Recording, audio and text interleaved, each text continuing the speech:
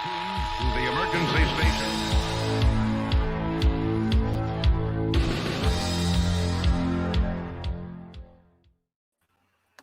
Hi, welcome to the GARF Network. I'm Eric. And I'm Matt.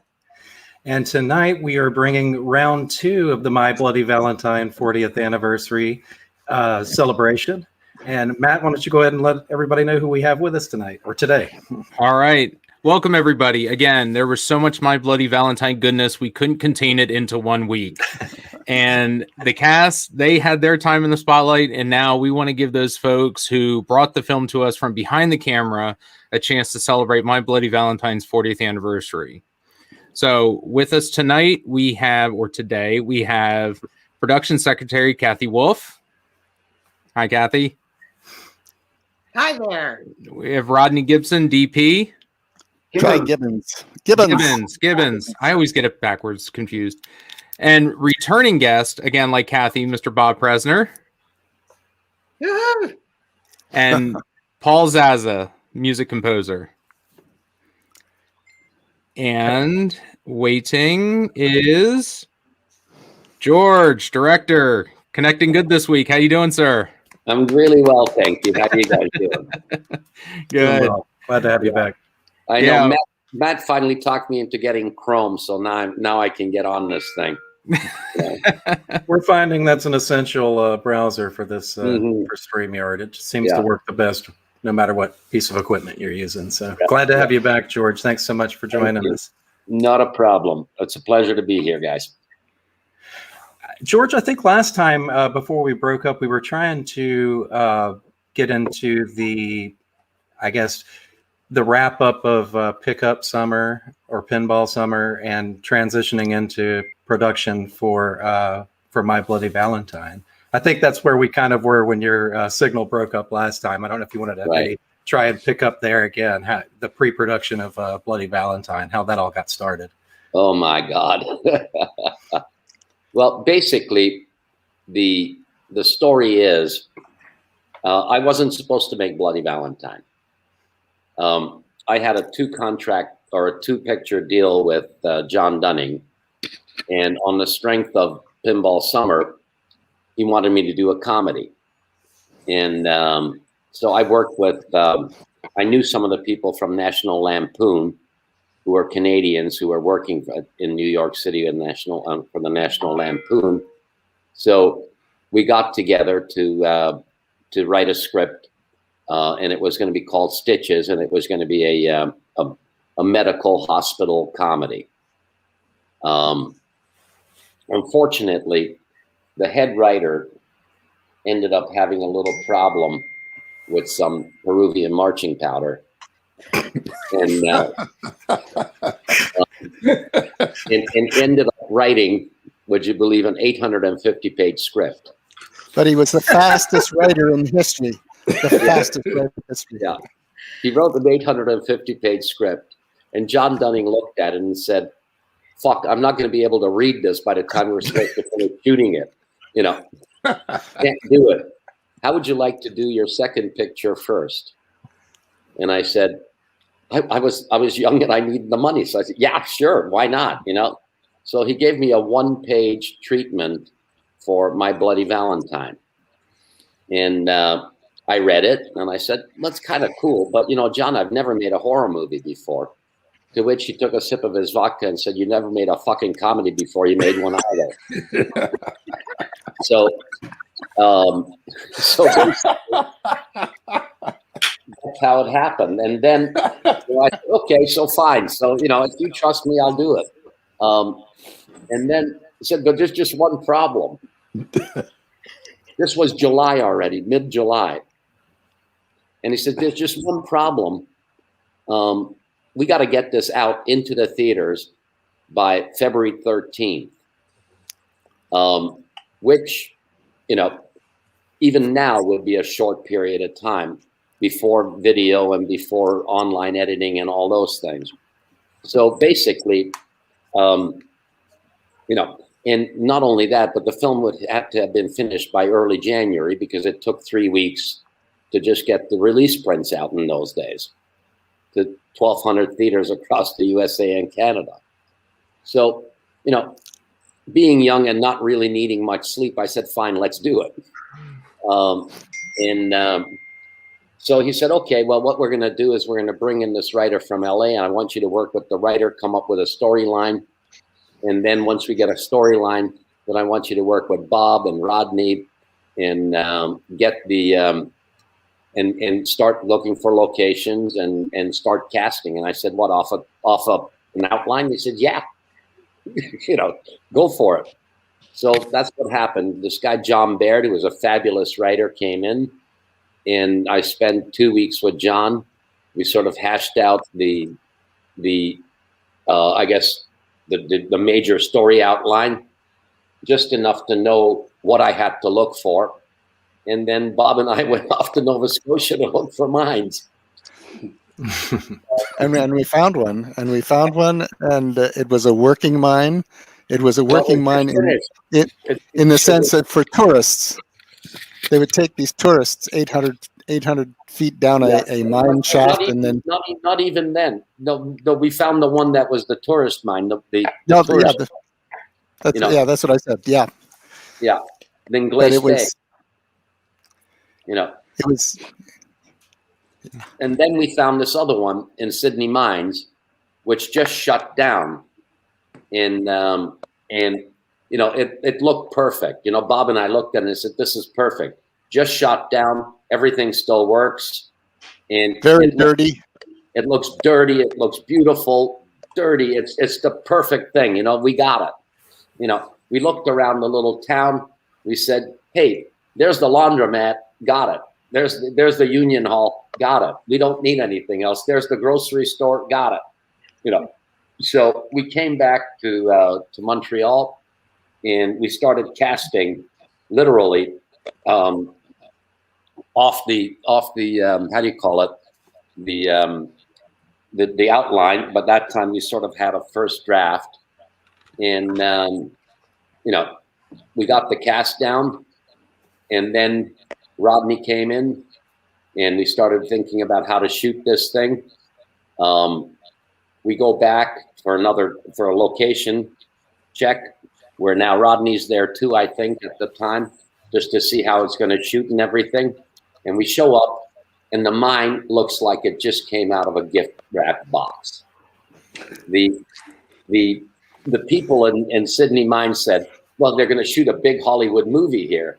We can't have this mine looking like this. So they went and painted the whole thing to make it look brand fucking new. Oh my God. Oh my God, what happened here? So we checked out the mine, we checked out everything, and that's when we found out, much to Rodney's chagrin, that the only lights we could use were like these little 25 bulbs, because there's a little problem in a mine called explosions, methane gas and explosions. So we could only use these very safety lights, which were these bulbs that you see all over the place in the mine, and we just added more. But then Rodney ended up having to work with almost no light. So we ended up, I think Rodney got one of the first ever digital light meters, because, usually in those days, you would have, I don't know, you mentioned it, Rodney, I'm not sure, but how many foot candles you would need to do, like with the kind of film stock that we had, how many foot candles you needed to just get a key light and a backlight. Well, the regular light meter wouldn't read. The regular, how do you call it, analog light meter couldn't read the light intensity that we were using. And then I think Rodney ended up getting these lenses. I mean, I don't know if it's true or not, Rodney, you might be able to say, weren't these the lenses that Kubrick used on Barry Lyndon or something? These extremely fast lenses? Yeah, no, they were early Zeiss, high speeds. Mm-hmm. That we used in the mine mostly, because we were shooting with the film was 100 ASA back then, And That was fast. yeah, 100 SA, and we had the high-speed lenses for a lot of stuff. We also had the Cook 18 to 90, which was a 2.5, which was a brilliant zoom lens for its time, because also much more compact than the Ingenieur lenses. And the front at the wide end, at the 18mm end, as you recall, the front element was not the focusing lens, unlike other zoom lenses at the time. So there was no pumping on it. So it was we used that a little bit, but down in the mine, obviously, because it was very restrained and confined and dirty. We used standard lenses wherever possible, and the zoom on occasions, like in the what do you call it, the engine room or whatever you call it, you know, in spaces where there was a high enough ceiling and enough room to move around, we used we may have used the zoom where we could add more light. But in all of the galleries, all of the connecting corridors, which were very low, sometimes no more than 5 feet high, and you know, the same wide, we used the high speeds. Yeah. Rodney, do you remember, Rodney, that I told you about this lab that I had used in New York called Chemtone? We did. And we were able to boost it from 100 to 400. Yeah, but we tried 2 different tests. We did one at 200 SA and some at 400 SA, but as you recall, the results were very, very inconsistent. You know, it was all over the place. Sometimes there's very little grain, sometimes it was more, but the background was always, the blacks were never black. Sometimes they were green, sometimes they were purple, sometimes, you know, all kinds of different colors. So we pretty much abandoned that and just went with the low light and, you know, eked out an exposure wherever we could. I remember we had a priest with us and a minister, and before we go down in the mine, you'd be praying with the priest about getting enough light that day down in the mine, and the minister would do a blessing to make sure that the methane didn't back up. You know, it was such a wonderful time. Yeah, we have to pull out on a couple of occasions. Whenever a low pressure area, you know, the front came in, it would suck the methane out of the mine, so they would make us go up and we would sit in the changing room and the shower room and drink beer and talk. Yeah, I mean, we lost, I don't know how many days. I think 3 or 4 times we got emergency kicked out of the mine because the barometric pressure would drop and it would maintain the gas, wouldn't allow the gas to vent properly. And we had a crew of 80, so you plus whatever cast we had down, plus extras. So let's say we had 120 people down 2 miles below the ocean, and 15 people at a time could go up in the one shaft, one elevator shaft at a time, going up 800 feet straight up, 800 feet straight down. 2 elevators, but one would go down while the other one went up. So it was basically like this, you know, and it would take 10 minutes to get down to the bottom.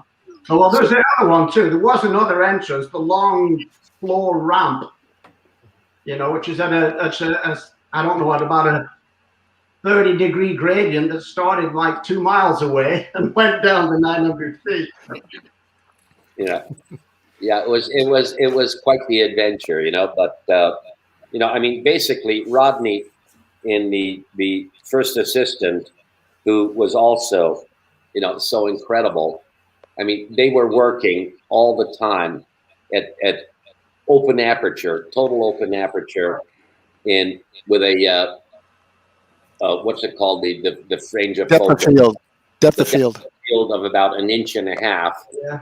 So to keep the nose and the eye in focus meant incredibly difficult. You know, often it was a choice. What do you want in focus, the nose or the eyes? Exactly. Yeah, with the guys with the big nose, it was a real problem.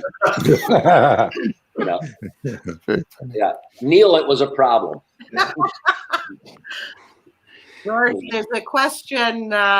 Who would sign up to be the ones to re-dirty the mine? Well, you did. You know, I mean, basically, imagine, you know, we started off this show, but I think, Bob, correct me if I'm wrong, but we were $50,000 over budget before we started for repainting the fucking mine. So we brought in every scenic painter from Montreal and a bunch of apprentices from all over Nova Scotia to repaint the mine to make it look dirty again. It was a nightmare, but we did it. Yeah. So I have a question, but I do want to break in here, and Mr. Liam Blackwood had joined us during some of the storytelling. Mr. Harry Warden himself. Liam, welcome back, sir. Hi, how are you? Peter, Good. How are you? Hi, George. It's my dog. Yeah, we met him last week. You called your dog George? Oh, what an homage. Jesus. Oh. So it came up while George was talking. Rodney, did shooting in the actual mine itself ever have any adverse effects on the cameras to where it was problemsome? Well, the biggest problem was the dust, because it was so everywhere. There's dust floating in the atmosphere everywhere. So it was a constant job to have to clean everything out, clean the lenses, clean the gate, clean the magazines. It was constant. And, unavoidable, because, you couldn't move without kicking up clouds of dust. That and the fact that we often shot in those narrow corridors where, we're shooting with an ARRI 35 BL, which is a cumbersome beast, with the head and the legs, the metal legs, and it just dragging it around in those corridors was exhausting. And we had to wear protective clothing on top of it, and hard hats, so it was not the easiest environment physically in which to work.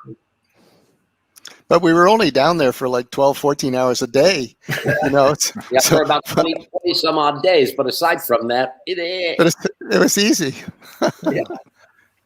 Yeah, not a place to work for if you were claustrophobic, that's for sure, or afraid of the dark. Yeah, I mean, literally, there were times when, we couldn't stand up straight. Oh no! For 4 or 5 hours at a time. Yeah. We were just bent over. It was grueling. The one of the workarounds that we had, and this was due to Harold Thrasher, our construction supervisor, who went on to be the construction supervisor for Bruce Springsteen's concerts, but he practiced, making sets with us first. The art director, Penny Hadfield, made a forced perspective mine for the explosion, the actual blow up that we did with, I guess, 3 or 4 cameras, and it was at the narrow end. It looked narrow only because she built it. It was only about 30 feet long, but it looked like it went on for hundreds and hundreds of feet because she built it telescoping down into nothingness. So some of the stuff that was more tricky, we actually did in well, it wasn't a studio. It was I think it was the Navy base or something that we were building stuff. It was a hangar or a warehouse. Yeah, some warehouse of some sort. Yeah. The only sequences I remember doing there was the explosion and the thing that then climbing up the shaft. Yeah. What we did was the climbing up the shaft we did, and we also did the explosion, and I think we did the opening sequence. The opening sequence we shot a lot of that in the studio, and what else? The Fight scene. The fight scene at the end. Fight scene. Yes. Where we couldn't risk actually, having the mine cave in on us while we were doing it. So, so that was it. That was all we did in the in studio. It was, I think, 2 days in the studio, 2-3 days maximum. Wasn't that after we finished in Sydney Mines? Oh, that was the close-up stuff of the arm being yanked out from the other side. That was done in Montreal. That's No, it wasn't. The only thing we did in Montreal was the hand on the breast. Oh, really? Yeah, the only thing we shot in Montreal. That was my girlfriend's breast. Who's? His girlfriend. All right. The close-up where the hand goes and almost touches the heart tattoo on the breast. I know the shot. I remember the shot. Yeah. So, but the rest, I thought that was Bob's breast. yeah. So that was it, But I mean, I think, it was amazing because when we were in the studio, we were able to do 4, 5, 6 minutes a day while we were in the studio. Well, we couldn't do much more than 2 minutes a day while we were down in the mine. I mean, one of the problems with the mine obviously was, we had a 7 o'clock in the morning call. By the time everybody got down into the bottom, it was 9 o'clock. Then lunch would have to happen at noon, right? So, but we'd have to quit at 11 to get everybody up for lunch for noon. It was mad, but we were all young and we were all crazy, and we all thought, what the fuck, we got nothing better to do, so we might as well make a cool horror movie out of it. Hey, Kathy, last time you brought up there was the extras, the extra miners were like a group of singers or a choir. What can you talk a little bit about those folks? Actually, it's a Cape Breton choir called the Men of the Deep, and they really were miners, and that's how you have the entire choir there. I think. They never sang. That was my next question. Yeah. They I didn't. mean, that was those extras that we used at the opening when we first introduced the guys. They come up on that little cart, and there's a bunch of guys around, that get off the cart along with the actors. Mm-hmm. Now, they didn't sing for you guys because you all went back to Montreal, and I stayed in Nova Scotia for a month afterwards. So they decided I should learn how to drink moonshine. So I spent the entire evening with the Men of the Deep and the jug, and you put it on your shoulder, and you're all of 99 pounds. So it didn't take a lot. Nice guys though, and they did sing for me. Peter, talking about that train that drove up and down where you had the fight scene. What was it like not being able to see and doing a stunt in a moving train, coal-carrying train carriage at a 30-degree angle, as George? What was that like?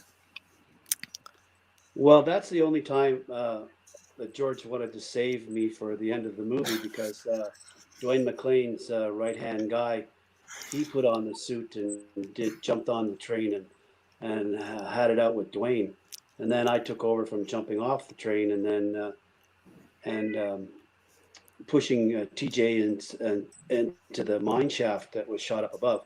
But I also remember the sheer look of horror on Paul's face every time the pickaxe hit the wall and it sparked, because he was going to get blown up. I scared the crap out of the poor guy.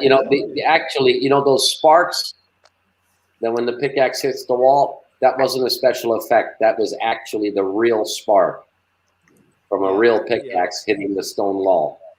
I think we only did 2 takes, and he said, "Do you absolutely have to hit the wall Right. with that pickaxe?" I said, yeah, George told me to hit the wall. So, yeah.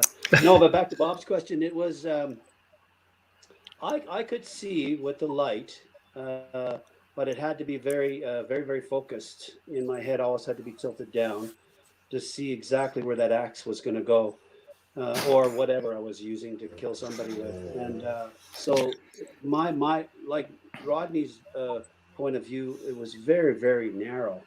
And that made the stunt very specific, which helped me a lot. I think it helped me to, not hurt anybody on this. And I used to practice for hours at night before, anyway, with another pickaxe that I used to drag into the lobby every night.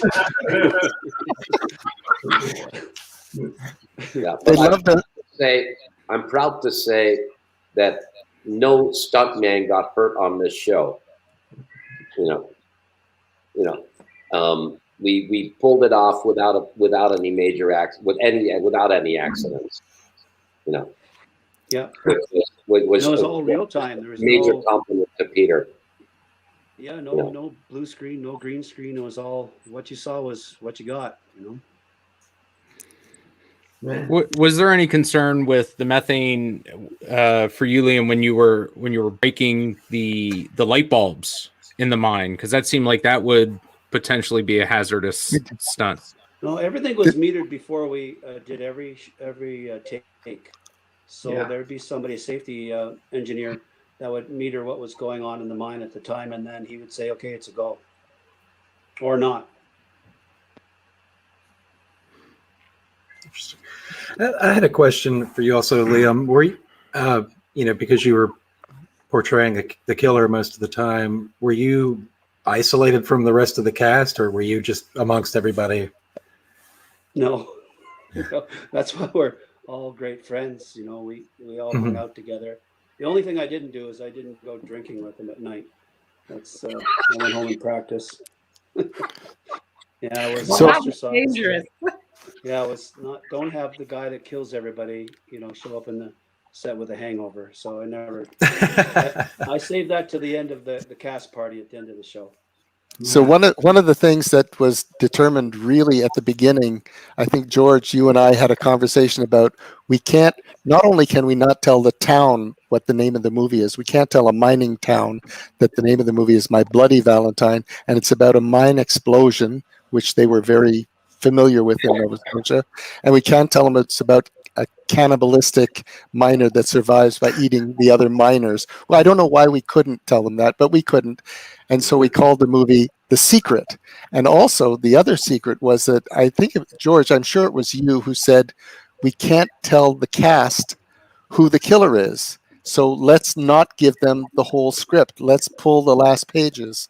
And that's what we did. Nobody knew who the killer was, whether it was TJ or whether it was Axel. Or, nobody knew until in fact, I still don't know. I have no idea.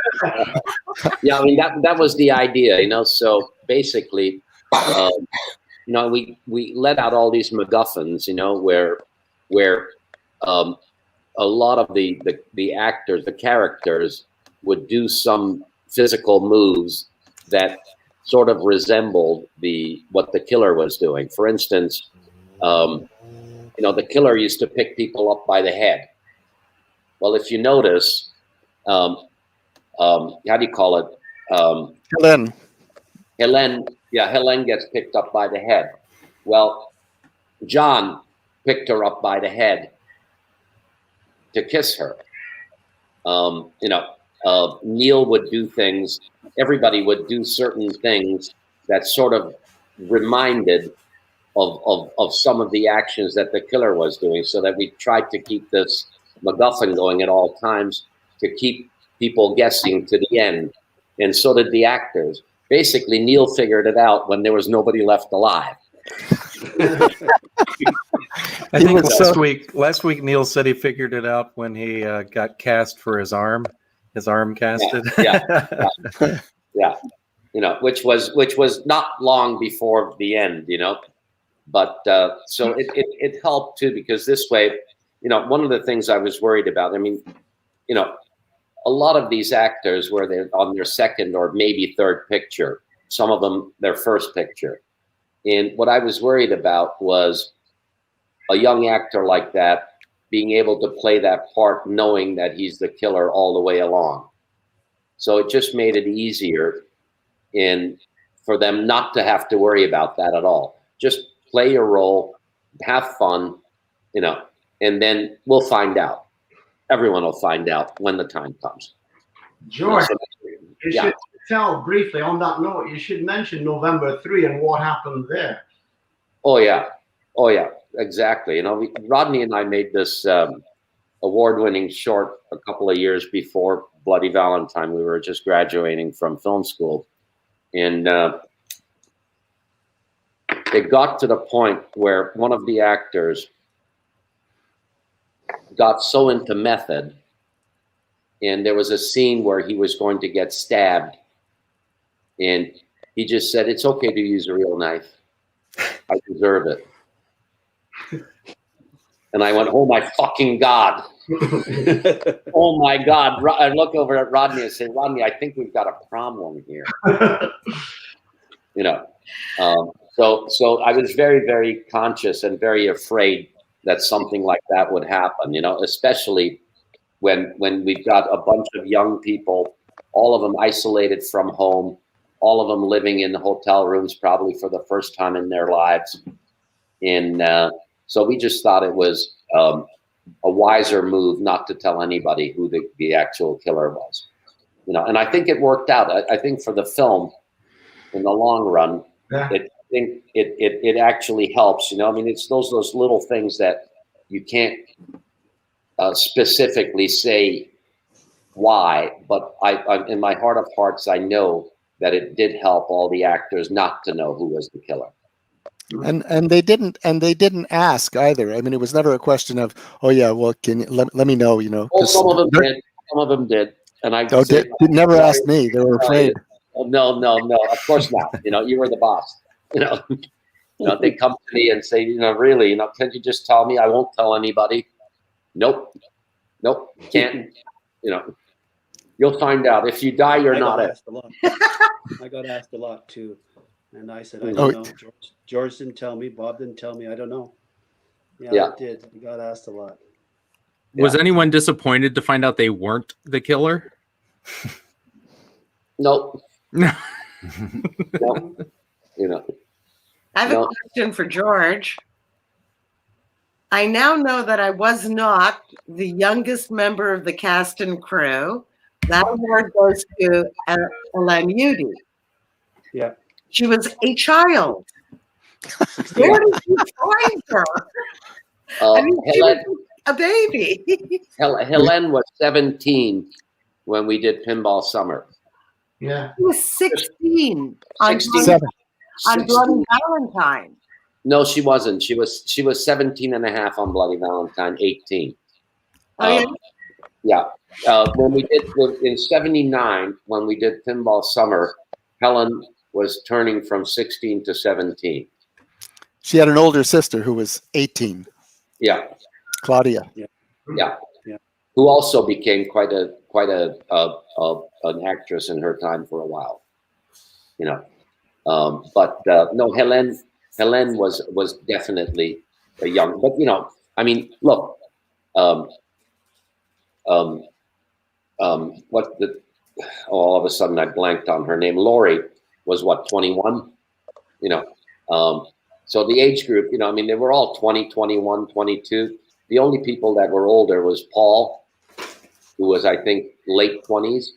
Yeah. Paul Kelman. Yeah. Paul Kelman and obviously, you know, the older actors, but the group, they were all in their early 20s. Tom Kovacs, who now has a wonderful career. You can see him every Sunday night at 7:30 on the Tom Kovacs network. He was 11, but he played early 20s because he always had this. He looked older than his age. Now he's almost in his 30s, and he looks maybe 50, 55 years old. It's unbelievable how he's aged so well. And yeah. Well, you see, that was the thing too, is that a lot of the people from Pinball Summer ended up playing in Valentine. Rob Stein, Carl Marat, Helen Udy, Tom Kovacs. Yeah. You know, that was four people who ended up playing on that because, you know, I mean, basically, I've always been very loyal to people who have done good work for me. So, you know, and it was just easy, you know, I mean, we had so much problems casting this quickly. So, you know, and John gave me pretty close to carte blanche on that, you know. Any fool who's accept to do this is fine by John, you know. So, you know. I think the fact that everyone was working for scale, and some of us paid us to work on the film, which was good. Did you get your cut, George? Did I get my what? I mean, I almost retired on what the talent were paying me to get them on the film. Oh yeah, me too. Yeah. You know, it's good. I think we have I mean, basically, we're all working for minimum wage. I mean, it was, considering, but we took that on. It was the challenge. I mean, it was a relatively large budget film for its time, but so much of it went into the special effects. Tom Berman's group. I mean, Bob, correct me if I'm wrong, but it's close to $500,000 we spent on special effects and prosthetics. There was nobody in Canada who could do, well, there were people in Canada who could do it, but not in the time that we needed to. We were sending our actors to California to do full body casts. I can't remember how many we sent. And Kathy Wolf, you had the delicate job of convincing the government authorities that when dead bodies, prosthetic dead bodies, showed up at the customs house, and they called you down and said, "We have someone in the box. Could you tell us what this is about?" What was it? What was that about, Catherine? Okay, the special effects guys, they're shipping up. First body is Mabel, who's got her chest cavity ripped open and the heart stuffed in the dryer for 25 hours.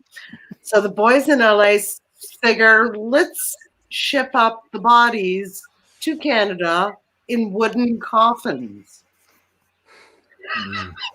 And they put a couple of extra arms and legs.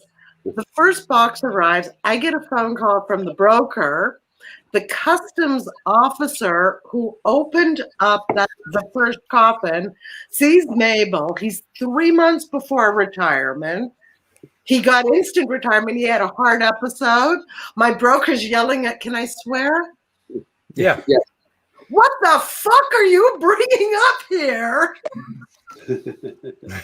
From that point on, I was shipping in those coffins. They were going from LA to Montreal, then to say, nobody opened anything.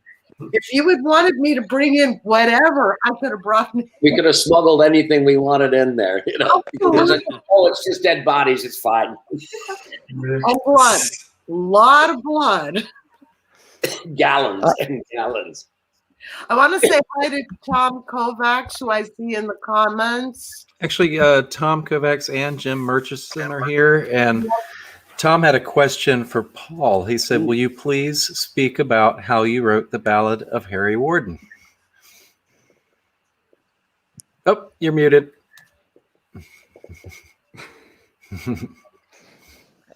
Still muted. Still muted. And it looks like Jim's got a question too. Oh no! It's okay. He'll come back.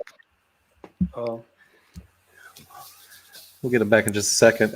George, can you? And Paul also got the secret put into that song. That's right, he did. It's well, basically, he's got George. We're gonna let Paul tell the story about Tarantino and the song, because this is very fun. I don't know if you've even heard this. Oh yeah, I have. But basically, what happened was save it for the audience. No, I'm just going to say about what happened with the ballad. Yes. Basically, what happened was Paul wrote all these fabulous pieces of. Here he is. He can tell it himself. Go ahead. No. Oh no! No. So, Paul, you're still muted. Anyway, so what happened was we thought that it would be really great. We put some music on in the end credits, and it was sort of a bit of a, cliche in a way. So Paul and I talked about it, and Paul said, I've got this ballad that we can maybe put in there. And I said, great, let's do it. And Paul came up with this fantastic song that is just iconic. Paul.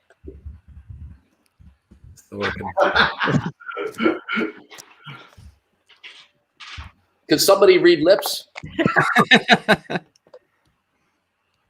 Oh, you have to exit full screen video. You may have muted yourself in the StreamYard app. Do you have the full screen video right now?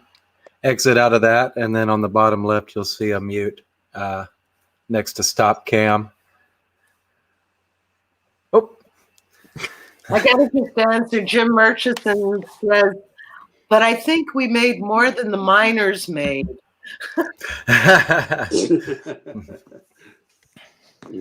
Yeah, Jim also put on there. He goes, I remember George asking me to follow Sylvia and John and then stop at the door. I asked my motivation. He said, just do it. 35 years later, I realized it was a MacGuffin. Yeah, there's a lot of that, you know. What's your motivation? Your paycheck. Do it. I mean, when I had time, I really enjoy working with actors, and when I had time, I would try to be as helpful as possible. But there were times when I just had to say, look, just say your lines, don't trip over the furniture, and let's move on. Because it was good enough. They were good enough anyway. But obviously, young actors tend to be a little insecure. So, I had to be there to tell them that they were doing fine at all times. But we never George, I'm going through the litany of actors that we had, the young actors that we had on that show, and I'm trying to think of who was insecure, and I can't think of. Rob Stein was never insecure, and Tom was never insecure. Oh, yes, they were.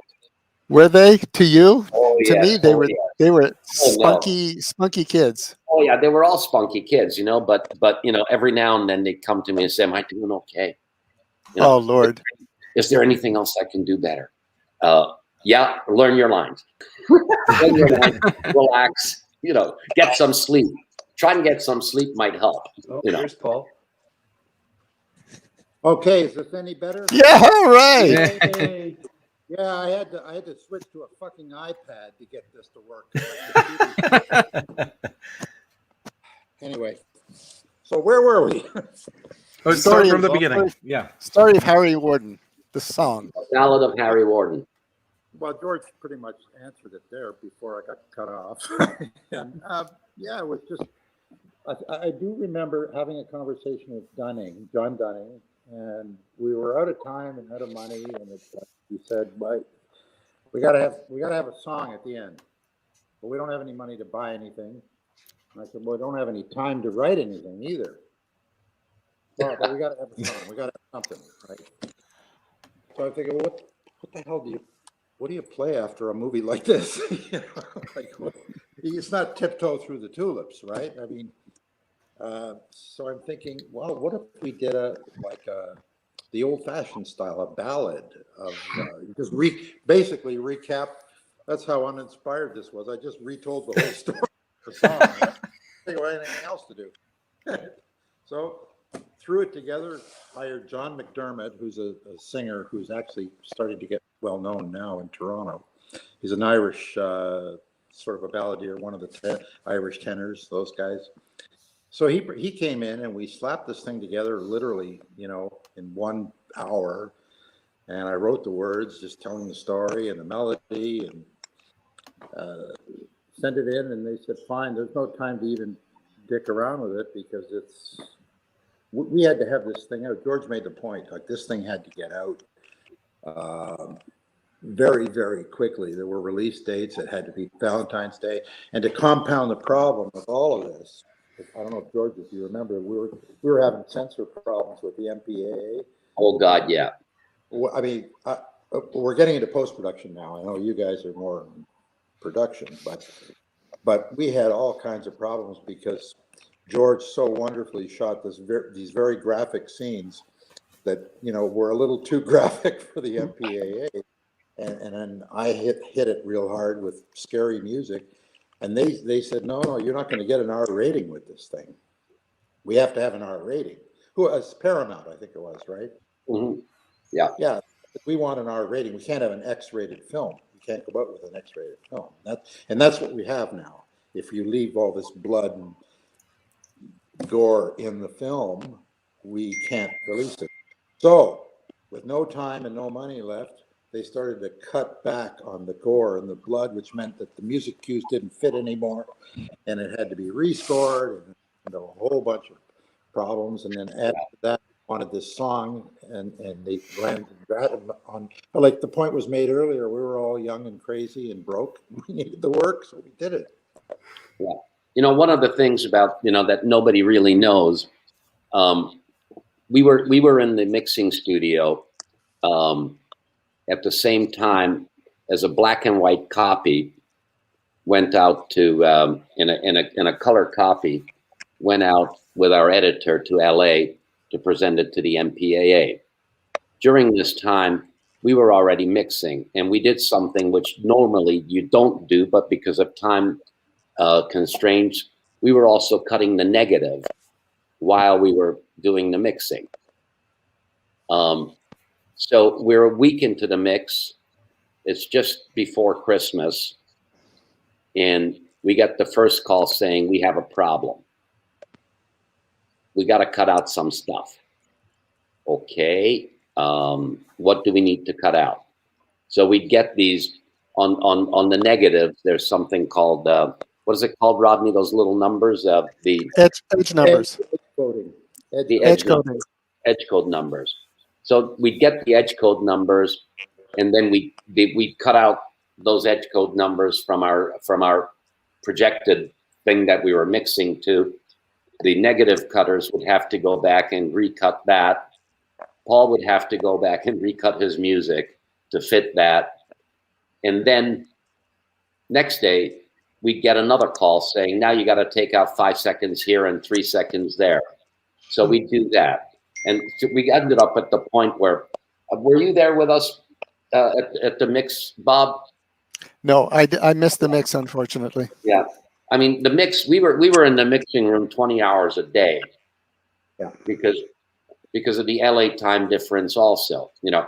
I mean, I slept in the mixing room a couple of days, you know. And one of the problems was what John wanted and what I wanted was, you know, one of the reasons why we spent all this money, this was the state-of-the-art special effects, practical special effects. You know, things like the pickaxe going under the chin, and in the same shot, the eye would pop out. You know, all those things which were never done before. You know, now all of a sudden, so we didn't have cuts, because usually what happens in most movies, right? The knife goes this way, and then you cut, and the knife goes in.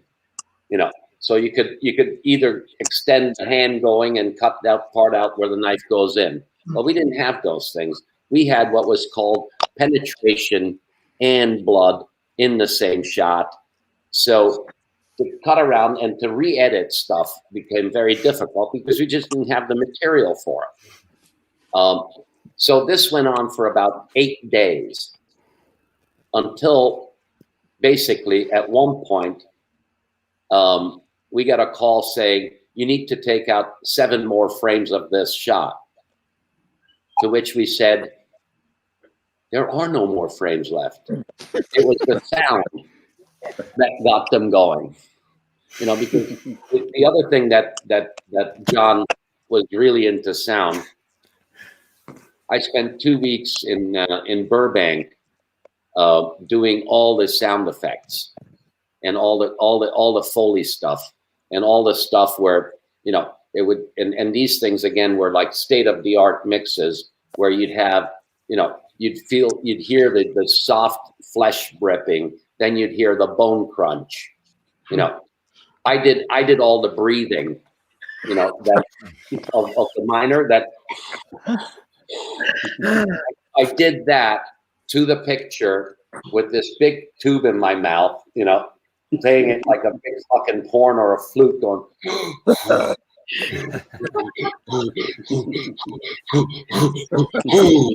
You know, so I'm feeling extra. yeah, you know, and then get this, and then John says, I said, so what are we going to do with this? And these were all 35 millimeter reels, right?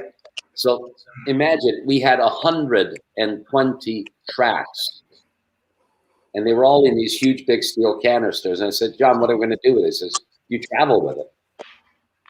So I ended up having to go to the airport in LA with I don't know. I think, what was it, 2 or 3 reels fit into one of those steel boxes? 2 reels, 1,000 footers. Yeah. Yeah, 2 reels.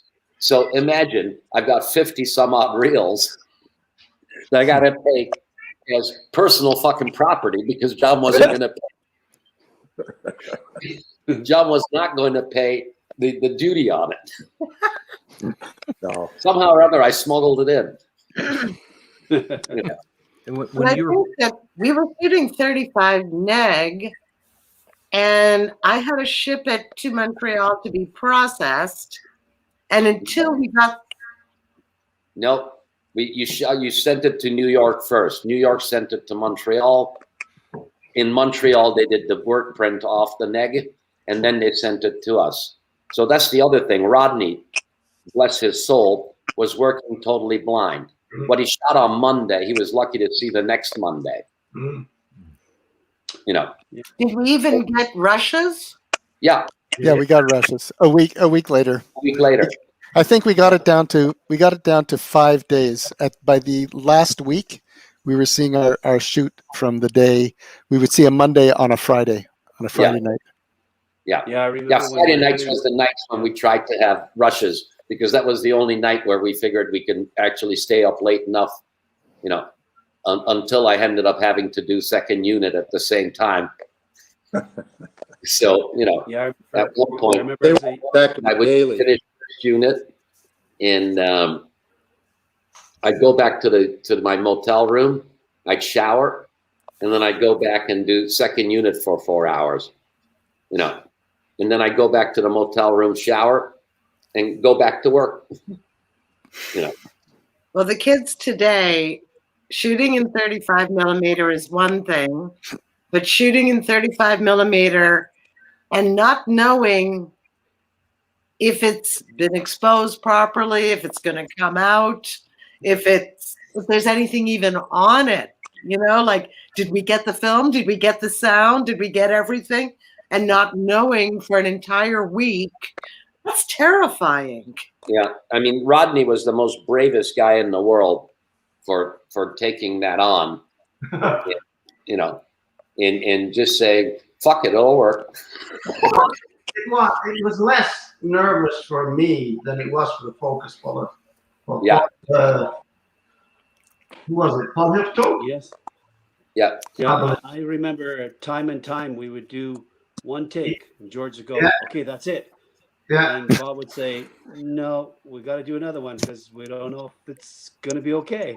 Your safety. We'd do it again, and we thought that wasn't all that great. Well, let's do another one. And the first one was almost the one we went with. Yeah, you know, I mean, it was the only time I think in the history of filmmaking where the producer is saying, "Take another take." The director saying, you know, "Can I have another one? I need another one." And the producer says, "You've already had 5. One of them will work." So to give everybody an idea of what it was like to be working and living in a little town in Nova Scotia, where in effect we had taken over the whole town. The signage no longer said Sydney Mines. You drive into the town from one end and it said, "Welcome to Valentine Bluffs." Big sign. I remember, I think I mentioned last week that people would stop off at the city hall, at the Valentine Bluff City Hall, and say, "Hi, we're looking for Sydney Mines. Do you know where Sydney Mines is?"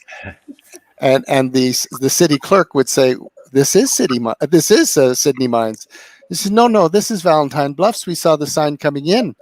And they'd have to, because there was also signage, you know, with the Valentine's party coming across the streets. It's in the film. Across the streets, we have these giant banners, "Be there, the Valentine's party, don't forget." And people really thought that this was the little town. The fact was that it was like we were in this time zone cocoon where, of the 7 shooting weeks that we did, George was saying Friday night was the only free night because we knew from the end of the 3rd week on, we were shooting almost 24 hours a day, 7 days. Someone was shooting somewhere 24 hours a day, 7 days a week. Because if the first unit was on nights, then the second unit would be on days. If the first unit was on days, the second unit would be on nights. And what George was talking about was that his body was being wheelchaired around from set to set to set. He would sleep in the wheelchair on the way back and forth. Practically, that's almost what it was, because we would do the whole setup. We'd get some complicated second unit shot ready and but George wanted to make sure that it was the way he wanted it to be. He wasn't going to trust anyone else with his vision. You remember, it was your vision, George, and he would come to the set and he'd go like this. Yep. Okay. Go ahead. Shoot it. Then he'd wheel out and he'd be gone. And that's what it was. Week 4, 5, 6, and 7. We were 7 days a week. Yeah, I remember that shot, that scene we did with Sarah and TJ and on the bluff there. On the bluffs. Yeah. I finished doing the night shoot, and I basically got up from there, showered, met them on the bluffs, and we needed to shoot that before the sun rose up in the sky. I had to figure out how to shoot that scene. That scene got shot in 45 minutes. Wow. And I'm still shocked. I still haven't figured out how the fuck I figured out how to shoot that in 45 minutes with all the coverage, but I somehow or other did it, I mean, basically it was just moving them around and just move the camera a little bit further, have them stop. They say those lines, move the camera a little further, do the reverse, because I needed to do French reverses on a lot of those close-ups. Otherwise, that was the only shot or scene like that in the whole movie. That looked like we were in Ireland. It had a beautiful panoramic long scape to it, and music over that was a beautiful scene, actually. Yeah, it really. I'm shocked on how well it turned out, and that was one of the reasons why I didn't want the sun there. I wanted to look like Ireland. I wanted to look like I wanted to look like, if not Ireland, Johnny but I wanted to beautiful. It's the only Nova Scotia. It's the only 3.5 minutes in a 95-minute movie that doesn't have blood in it. It's unbelievable. No fighting, no blood, no swearing. I love you, TJ. I love you, TJ. Yeah, right. Why did you leave me, TJ? Oh, TJ. Guys, I'll be right back in 1 second. I just got to get a drink. No worries. I have a question for Paul. So here you were. I can't remember if you came onto the show while we were getting rushes or once the first cut was done. How early did you come onto the show? Had you seen any of the rushes? Had you seen any of the assemblies? And then how long did it take for you to actually do the score, the underscore? Forget about Harry Warden, but just laying the undercurrent. And I have to tell you that it's so masterful. A lot of people don't know that the most, I think it was the most commercially successful movie ever made in the history of Canada was a picture called Porky's. Now, Paul, did you have something to do with that? Yeah, I wrote. Oh, yeah, you did. That's what you did. I knew you did something with it. And yeah, I knew that. So tell me, how early on did you come onto the process? Pretty much at the end of it. I came in after most of this was in the can. Yeah. It was big, as you well know, but maybe the viewers here don't, that the production was based out of Montreal, right, where Cinepix or whatever the company was called at the time were based. And I'm from Toronto, so I had to fly to Montreal, which is no big deal.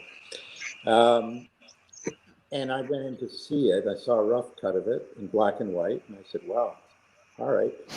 And John says, "Well, you've got a week to come up with it. I think it's like 10 days to come up with the score." Yeah. I said, "Well, why didn't you call me 2 months ago?"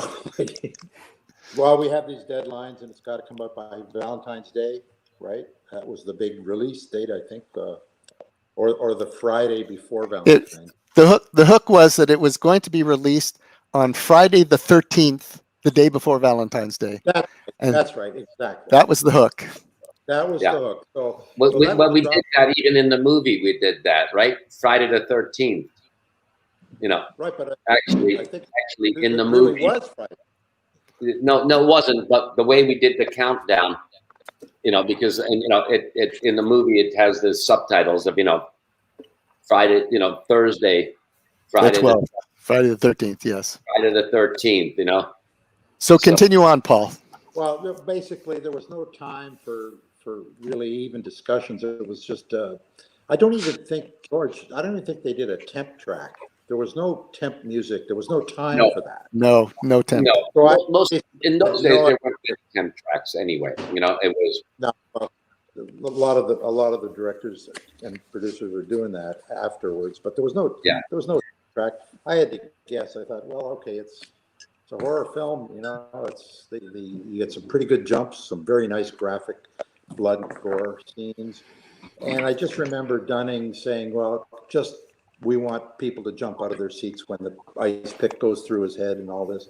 There's no room for subtlety. Just go for it. well, you still did a beautiful, subtle soundtrack. I mean, I think I'm not sure, but I think we must have spent maybe 2 hours spotting this movie. Yeah. I want something here, I want something there. Go ahead and do it. I'm busy doing other things.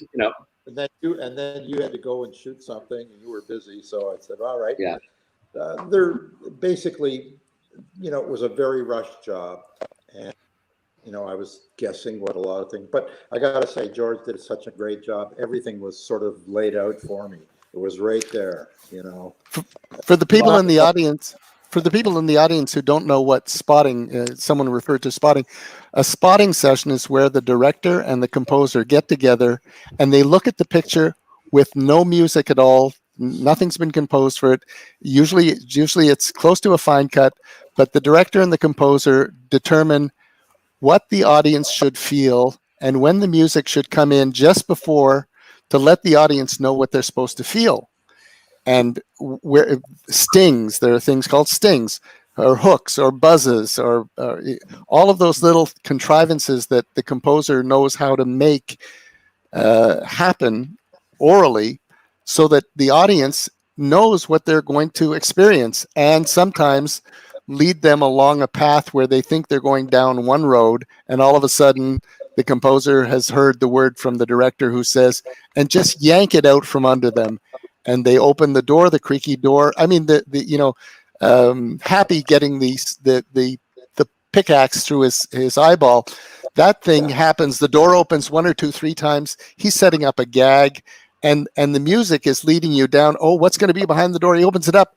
There's nothing. Ho ho ho! It's his little dummy with a pickaxe, and he opens it a second time, and you think it's going to be. And now you're lulled into it because the composer has devised a way of saying, okay, it's nothing much. The third time he opens the door, here's the real minor, here's the real pick, up it goes into his jaw, out pops his eyeball, and the audience has just done somersaults in their seat, or as John said, don't be subtle. So, you know what John used to call it? A popcorn popper. A popcorn. Yeah. That's holding the popper and spill the popcorn, so they go back and buy another one because you own the theaters too. That's right. His father owned cinemas in Verdun. Well, he did too, That's right. Yeah. But I mean, look, the funny part about it, Paul, is like Rodney's work, your work.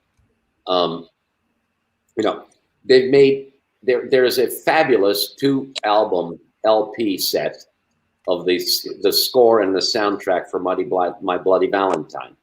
Very few movies, very few old movies have ever got that kind of treatment, where there is actually a vinyl you can get, and I don't know if anyone's seen that vinyl. It's blood red. Oh, here we go.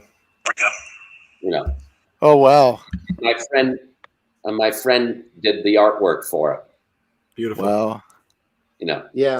And the interesting thing is that they made the records, like George just said, blood red. I'll show you one of them. And there's 2 of them.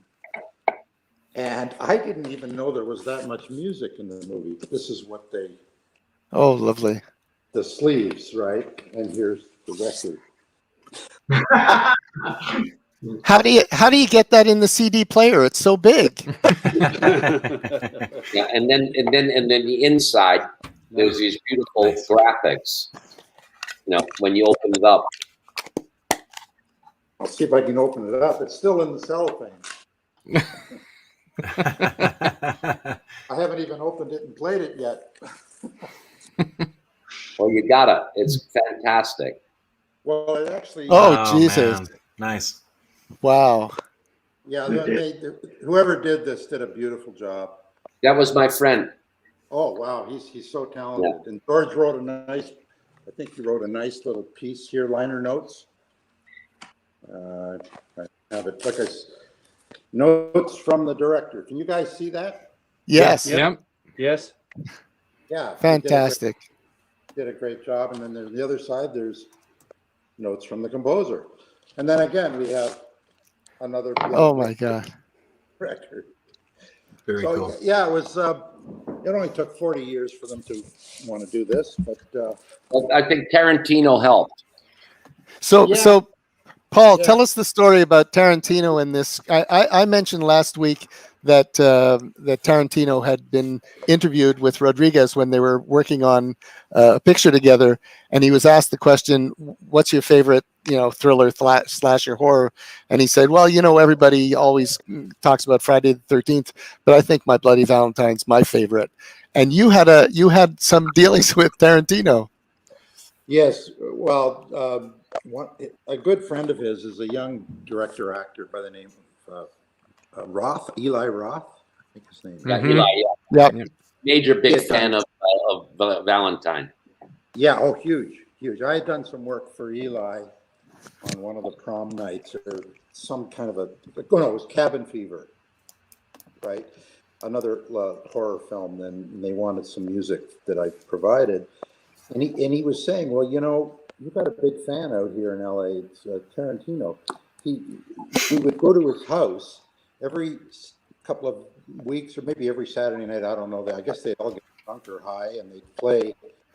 They'd wind down the movie, right? It was a DVD or a Blu-ray or some goddamn thing. They'd wind down to the end where the song came on, and they'd all stand up and start singing along with the Ballad of Harry Warden. That's great. On a Saturday night. This is their idea of fun on a Saturday night. Yeah. So I said, wow, if Quentin likes it that much, I'm going to send him a clean copy so he doesn't have to put the DVD in and go all the way in the end. So I mailed him a clean copy of the song without all. Well, actually, there were no sound effects or dialogue because it was a credit crawl, right? So it would have been clean anyway. But then I sent him the track without the singer. John singing it, because I thought, well, it's like a karaoke thing. If they want to Great. sing along, and they can be John McDermott's voice and sing along.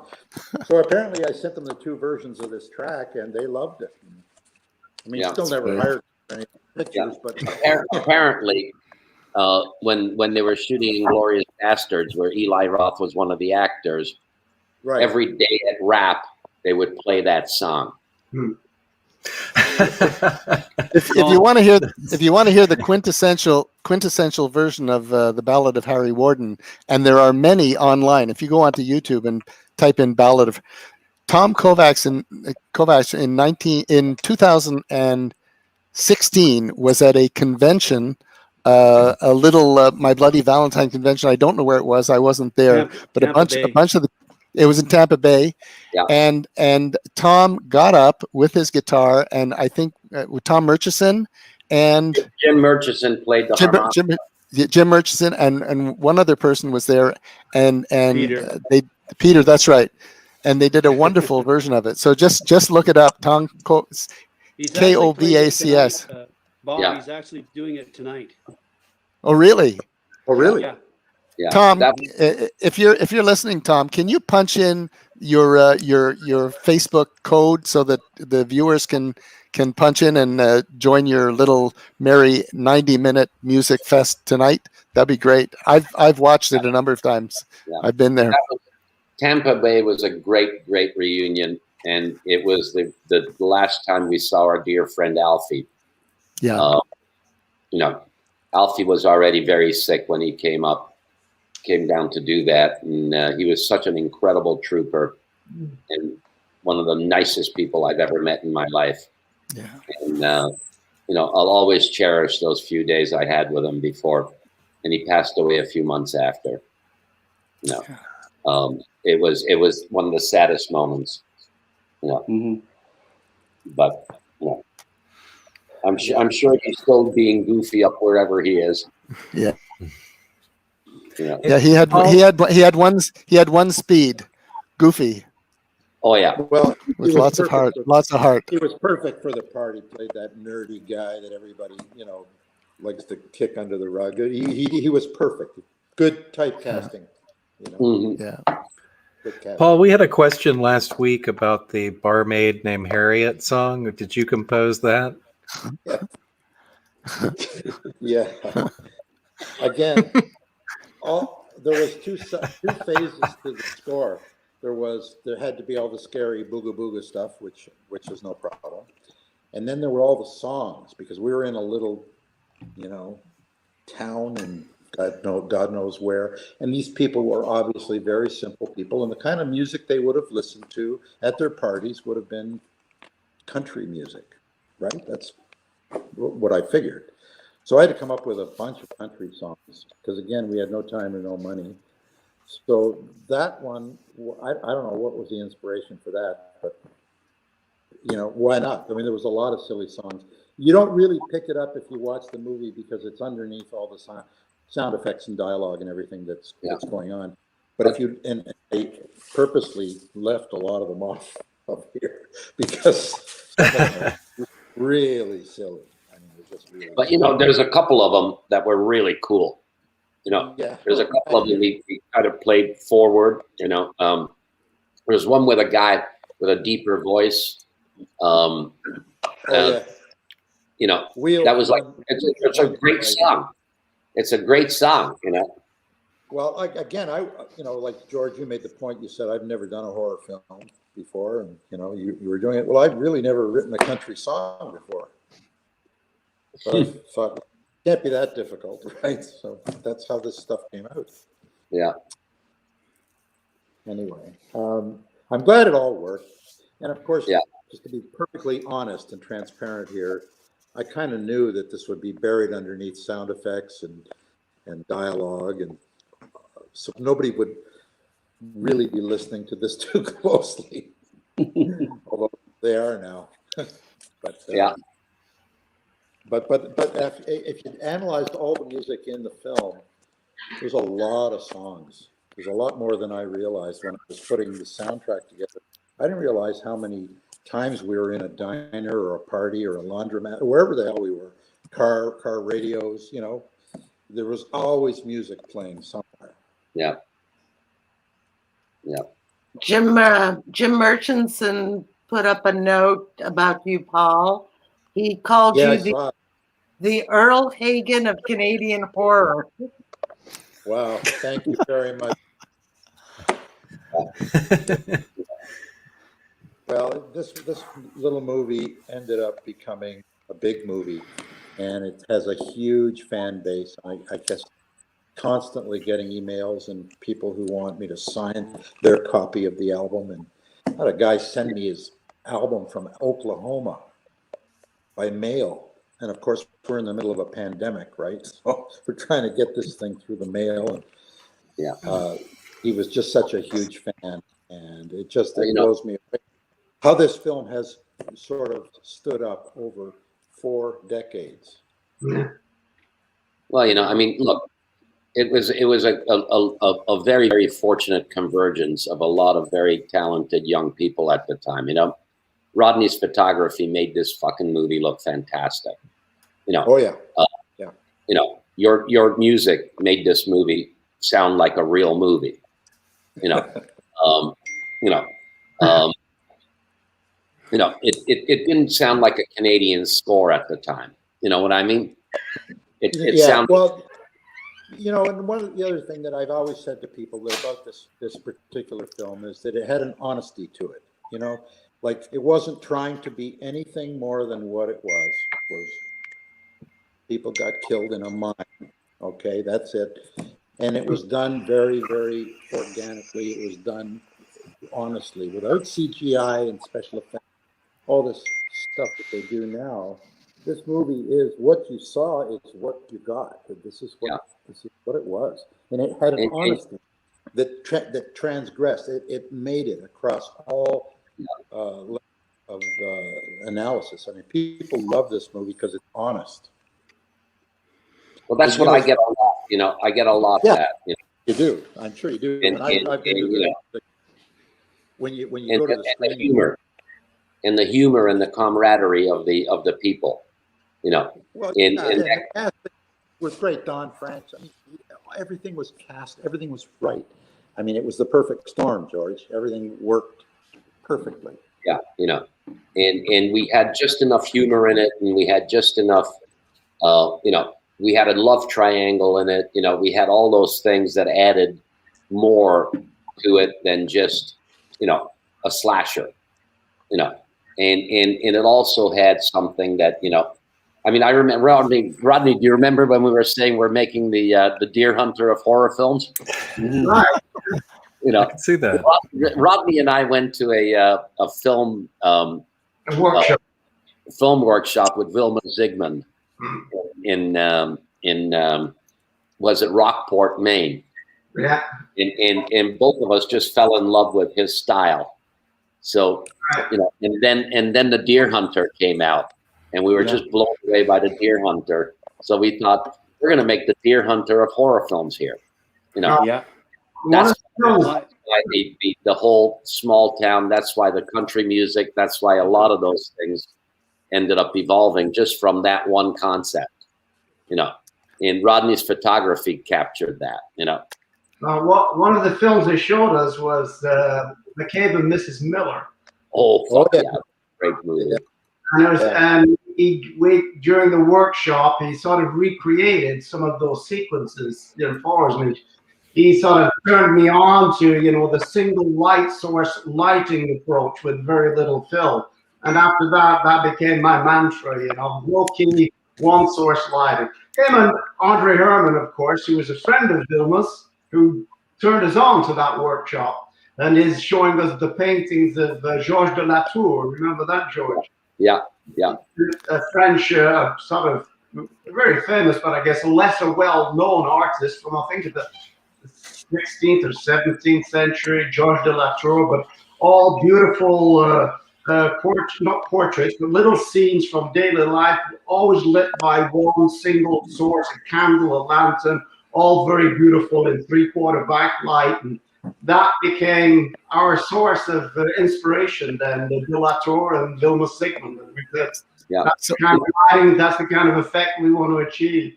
I can think of two particular scenes for those people who do know the movie.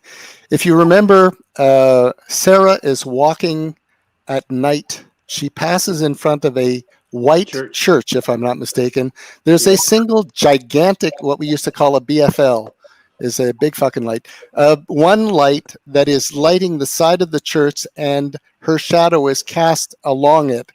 And it's a perfect example of what Rodney's talking about. The second one is when the first time you see Peter walking through the mine, over and under and around. There's smoke effect, and there's his light, his headlight, and I'm pretty sure it was a Steadicam shot, but it was once again one very hard light that was almost three-quarter side light or three-quarter backlight, and it grabbed what George talks about. You know, he made it really look really, really good.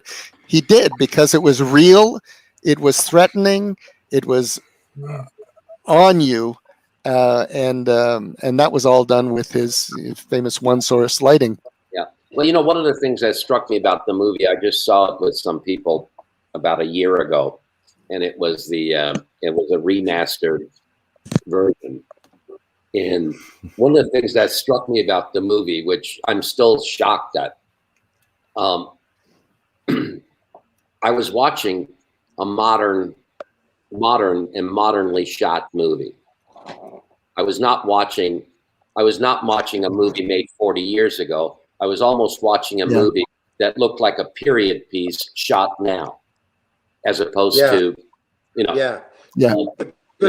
Good way to. I mean, that's one of the things. I think that's one of the reasons why it still lives after all these years, because it had a very modern style of shooting at the same time, and so now those costumes they just look like period piece costumes as opposed to old clothes or clothes from back then in a movie from back then, you know.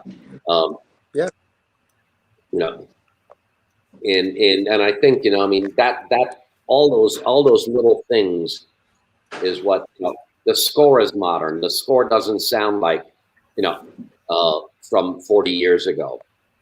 You know, the shooting style doesn't look like, you know, from 40 years ago. You know, in you know, so and now that, you know, I don't know if you guys have seen the new reconstituted version where a lot of the found footage, which they found, has now been seamlessly, you know, incorporated into it. Yep. It's, you know, it's pretty damn good. You know, I mean, we still miss a few scenes. I mean, my favorite scene in the whole movie of the kills, where Tom and Harriet die, is not in it, but, you know, and that scene is lost forever, unfortunately. But, you know, and that was one of the most beautiful lighting jobs Rodney did. That looked like Georges de la Tour. You know, this love scene lit by one lantern. Oh yeah, that's the new steel copy of it. Yep, from Shell Factory. Oh yeah. Yep. Look, here's Carl. Oh yeah, hot dog man. Yeah, hot dog man. And there's Sarah right there. Oh, George, I'll show you my mini me. Right. Nice. Yeah, a lot of fans got this new figure and box set last week during our show, so they were commenting that they were excited that they were getting them. Oh wow, I've never seen that one. Yeah, he has the nail gun, he has the knife, he has the pickaxe, and he has the bloody heart. Oh, amazing. Wow. And look, the double belts with the belt going down through. Yeah. It's pretty cool. Nice. Yeah. You know, I mean, it's shocking that after 40 years, they're still making shit about it. You know, I mean, Well, somebody's making money with all this merchandising. I mean, there's, you know, and I don't know if this merchandising is actually, you know, somebody is making money off it, but I'm not sure it's Paramount. I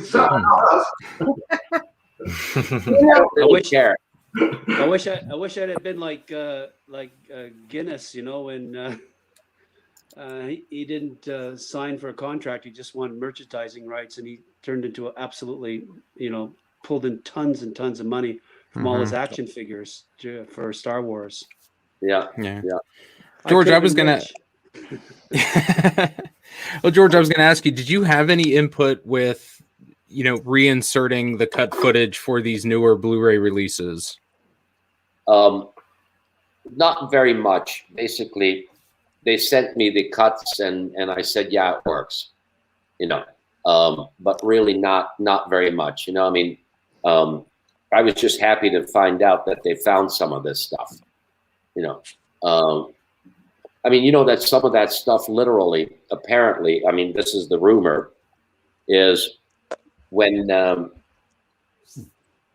John passed away and they finally emptied out the warehouse, the old Cineplex or whatever it was called by then, warehouse, and they found a bunch of rolls in a cabinet that hasn't been opened in 30 years or 40 years. And there was work print in there. Lord. And that was the work print that we cut out. That was just rolled. Wow. And it was basically deteriorated work print. And from that, and they reconstituted it from that deteriorated work print. You know, I Really? mean, about 15 years ago, I was asked to do a director's cut because they thought they had, they thought that Paramount still had all the negatives because it was a negative pickup, so we had to deliver all negatives to Paramount. And Paramount thought that they had all this stuff still in their vault, so they contacted me to do a director's cut. And I said, yeah, sure. Why not? Until they went through their vault, and most of the negative was just destroyed. You know, they couldn't do it. So the director's cut never happened. You know, but this is about as close as it'll ever get to almost a director's cut. So I'm happy. You know, it looks good, sounds great.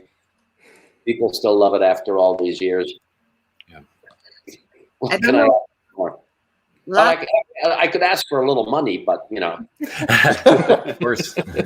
George, if you have your original script, one of the cast said last week they were offered $100,000 for the original script. That was Robbie. Robbie Stein. Yeah. Robbie Stein's the only one. Paul, when you Robbie opened up Stein, that which of album, all of us, is the only one who's got that too. but Yeah, there's I don't have that script. I don't have that one. I've got the original script from Porky's. That's worth. Nice. That's probably worth a few bucks. $2, but I don't think it's worth as much as Bloody Valentine. No, I think I wish I had my script. Because I had a script that was a line script. It was marked up, probably with a lot of your notes in it, George. Yeah. But I don't know where the hell it is. It's Rodney, probably- are you sure you don't have it? You were quite the hoarder about these stuff. I'd have to look in my archives, but I've got all of our original scripts from all of our Concordia films, for example, and I got a lot of other shit down there that I just. You should definitely look at that, my friend. I'll have a look into it. Maybe we'll be rich. Yeah. Okay, I'll look into it now. Oh, absolutely look into But it. no, you can flog, you know, the film, our student film scripts. They'll be worth something. Yeah. I've got all of that. Plus all the negatives. I've got everything. All of the materials are down there. Well, you know, one of these days we got to take those negatives and digitize them and make them into, you know. Yeah. I've got our Super 8 films are down there, George. Say what? The Super 8 films we made. Oh my God! Yeah, we got to do that. We got to do that. So I don't know if a lot of people know this, but George and Rodney are talking about their university days. How I found them was as a young production manager in Montreal at the time, and just recently, 6-7 years before having graduated from film school, I used to go to the film festivals, the student film festivals, and I saw a film that Rodney and George had made, and it was called Pizza to Go. And in this short little film, they probably... 22 minutes, not that short. 22 minutes. That's a long short, but it was short. 22 minutes. They were able to do to a T, to perfection, different genres, film noir, beautifully shot in color, very funny, very wry, very witty, very dry. And after the film, I don't know if it was an award winner that year or not, but I went up and I said, hey, when you guys graduate, come see me, I'll find something for you, figuring, oh yeah, whatever. And so how many months later, but I think it was George, Rodney showed up first at my production office, and I was doing commercials at the time, and he said, well, I want to be a cinematographer. And I said, oh, good. What's your background? He says, well, I was in a film laboratory in Scotland. Laboratory in Scottish, that's 2 words, laboratory. And so I picked up the phone and I called the head of a film lab in Montreal. His name is David Beer. And I said, David, I've got this young fellow and he seems to be quite smart. Send him over. and you worked there for I don't know how many months, and then came back with George a little while later, and we made Pinball Summer. And George, I think that you started with me as a production assistant, and that lasted for 5 days, and then I made you a location scout. No. What happened there was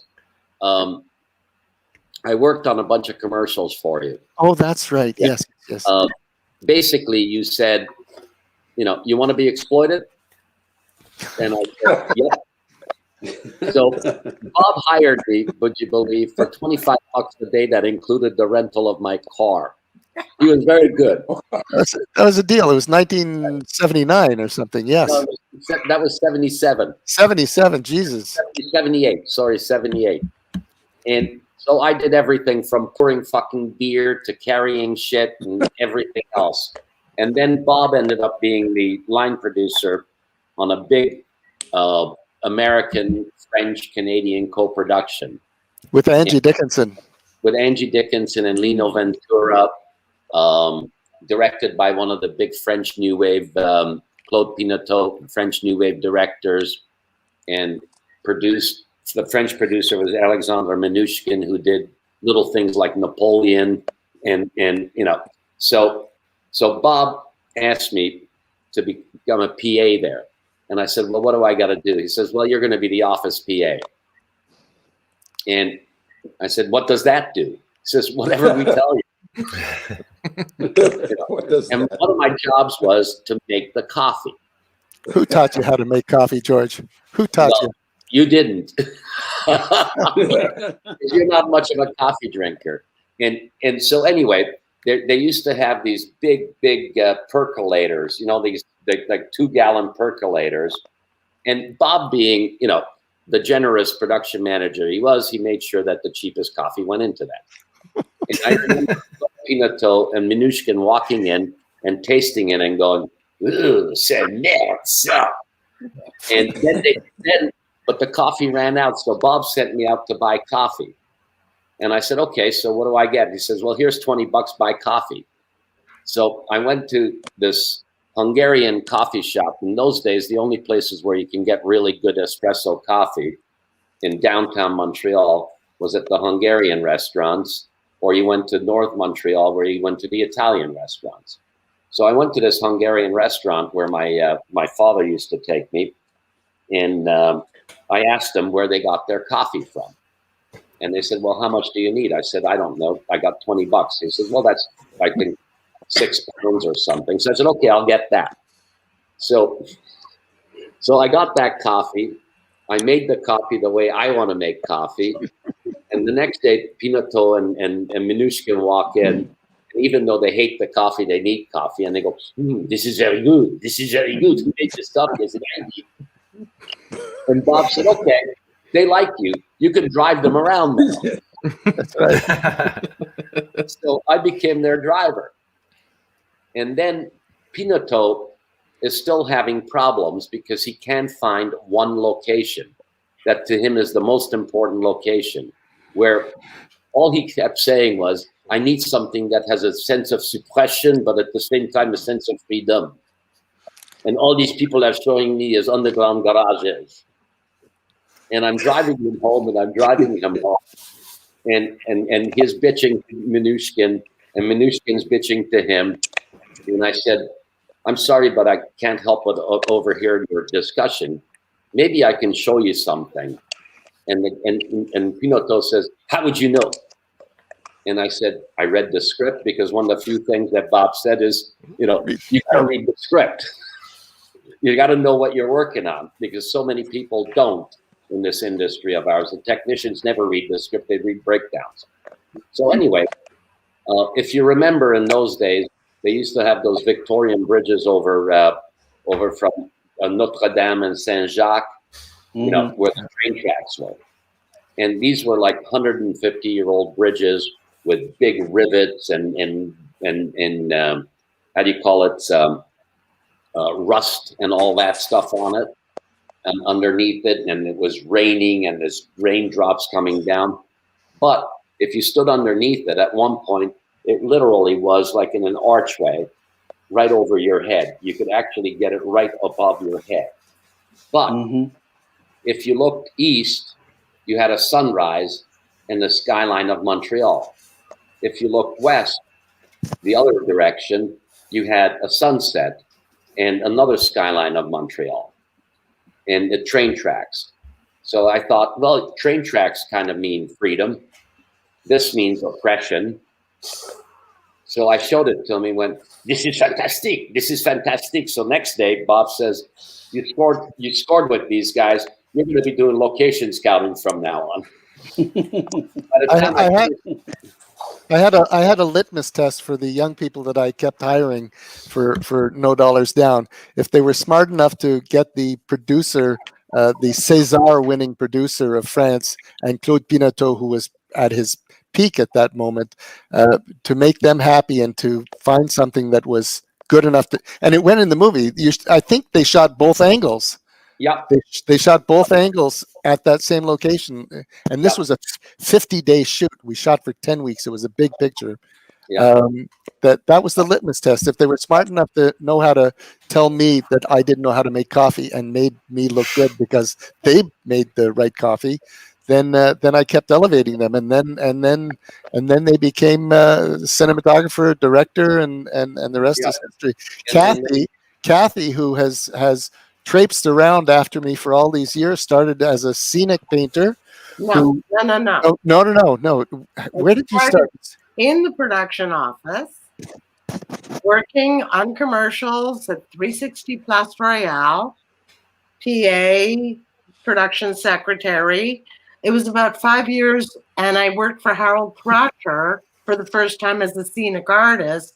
But this is like 5 years after Bloody Valentine is over. Oh, right, yes. But the most fun was I'm working for Harold. Do you remember the Contiki restaurant in Montreal? Mm-hmm. I destroyed it. I'm the one who personally destroyed it and made it look like a bombed out shelter. But I just want to make, there's this one remark we got from Mark Norris, who says that Bloody Valentine felt like an ensemble piece, like a family. And I wanted to answer this question because the My Bloody Valentine crew really was a family. We were, like, as you heard, 17 to under 30, and Bob was all of 31, but he was the dad of the set who had to control us from being the wild gang we actually were. But it was a family that's not just endured on the screen. I think these are friendships, Rodney, Bob, George. This is a 40-year friendship. This is a family. This is as close as it gets. Yeah, and well, Bob and Rodney and I go back even further because after that, because you're so much older. Yeah, that's it. I mean, six months after we finished that movie, Bob called me and said, "I met this distributor who wants to make this youth comedy feature, and I recommended you. You want to meet him?" And I said, "Of course I want to meet him." So I met him. Bob introduced me, and it was a guy called Jack Murphy, God bless him. And Jack, and I hit it off. And then, I said, well, Bob, the only way we can make this movie is if I use the same people that I did on my short films. And Bob said, "You mean Rodney?" I said, "Yep."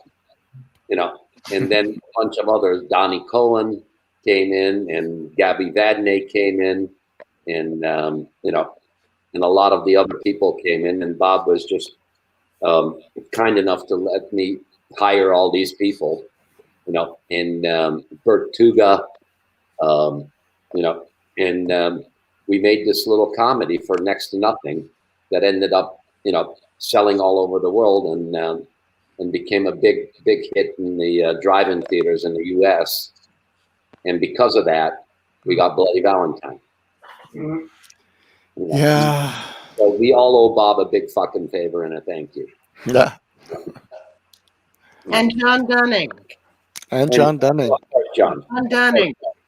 My favorite John Dunning story came from George. As young directors, John being a director, a producer, a distributor. At 5 o'clock, it was cocktail hour. Yeah.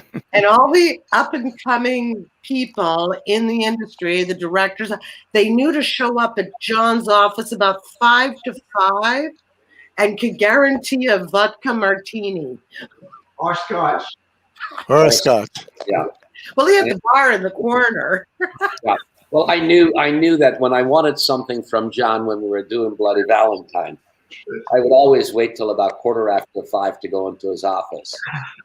By that time, he already had 2 giant vodkas. Then I'd say, John, what do you think of this? Yeah. And John would go, what? And I'd say, yeah, it'll be really great if we do it that way. Okay, try it. You know. But on John's desk, on I the was pouring every time I walked out of there because obviously I had to drink as much vodka as he was pouring. And he was very generous with it. what was fun in his office was any extra little body parts that came from the movie, fingers, eyeballs, whatever. Yeah. Keep them in little jars of like formaldehyde or whatever, and they'd be sitting on the desk or on the shelving unit. It was like a really weird office to walk into. Yeah. Yeah. There was a question from earlier in the chat. Someone had asked, had any of you been back to the filming location since you made My Bloody Valentine? I have, yeah. Yeah, I shot another film out there about 10 years after with some of the same people, including Walter Klimke, who was the gaffer. And so we went by, it was about 50, we were shooting actually in Sydney, which is close to Sydney Mines. So we went to have a look, and we were I particularly was very upset to see everything had been cleared away. All of the infrastructure had gone, the mine had been filled in, it was no longer operating as a tourist mine. In fact, when we were shooting there, not only the infrastructure there, but even the old miners' cottages, the houses they lived in were still there. But when I went back, the headland had been, because it was on a headland, everything had been completely cleared. There was nothing to tell you that there'd once been a mine there. It was pretty sad. We drank beer and cried, Walter and I. Yeah, no, I have not been back since. Someone was recommending that you guys should do a reunion there at the mines. Yeah. You wouldn't recognize it, George. Even, farther down, there's that big, I don't know, that's conversion factory. I don't know what they did. They converted some of it into coke and stuff. A huge, long building, farther down from Sydney Mines a ways towards Glace Bay. All of that gone. Everything like this, completely obliterated every trace. Wow. Yeah. Wow. Oh, look at us. We're almost completely obliterated and gone as well. 40 years later, Yeah. The hardest thing to get onto Bloody Valentine, and I'm telling you, we never achieved it, was at lunchtime we had a caterer from Cape Breton. This is stubborn. Yeah. She would serve potatoes and pasta. The concept of anything green, red, orange, and people kept saying, Kathy, get us some vegetables. We need vegetables. And I couldn't get vegetables. No. That's why on the weekends, what did we do every weekend, George? Tell that story. Yeah. Well, every weekend there was one decent French restaurant, Chez Jean, I think it was. Petit Jean. Le Petit Jean. The Petit Jean in Sydney. And that was actually a very, very good restaurant. Mm-hmm. So we'd save up our per diems every all week long. Didn't buy anything else except beer because we ate, after you ate the potatoes and the pasta, you weren't hungry for a long time anyway. So we didn't go for supper, had a couple of beers for supper and then passed out and then had breakfast on set.